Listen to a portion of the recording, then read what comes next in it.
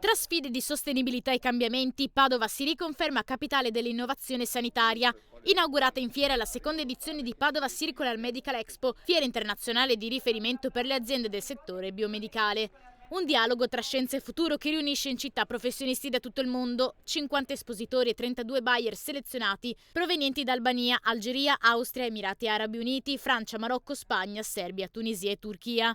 L'evento, organizzato da Venice Promex, guarda al futuro del settore biomedicale in continua crescita e fondamentale per l'intera regione. Serve per capire dove sta andando il mondo, come si stanno modificando i mercati, ma in modo particolare quali saranno gli impatti dell'intelligenza artificiale, delle nuove tecnologie, dell'innovazione. Ed ecco quindi la necessità che gli scienziati e le imprese siano sempre più strettamente correlati tra loro in modo tale da poter trasferire anche nelle imprese quelle che sono le ultime scoperte. Ci sono oltre 2.400 operatori con quasi 35.000 addetti nella nostra regione, un export che supera i 5 miliardi, quindi un settore che è particolarmente importante e anche in grande espansione.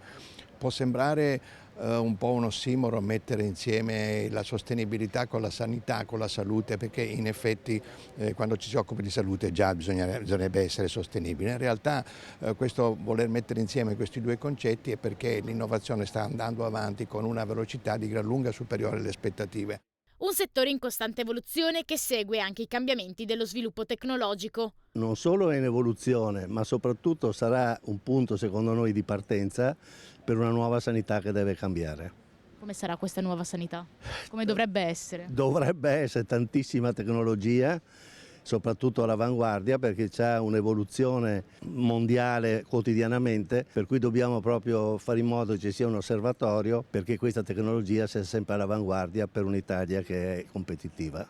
Lente di ingrandimento sull'intelligenza artificiale, anch'essa molto importante per lo sviluppo del settore biomedicale, per una migliore sanità con maggiore attenzione ai pazienti. Coniugare la ricerca, le istituzioni e la parte economica del settore è veramente un passaggio importante. 2 giorni di opportunità per mettere attorno allo stesso tavolo ricerca, imprenditoria e istituzioni, con l'obiettivo di trasformare la sanità nei suoi valori, nelle sue tecnologie e nel suo impatto sociale in un terreno fertile per nuove opportunità, efficienza e sostenibilità.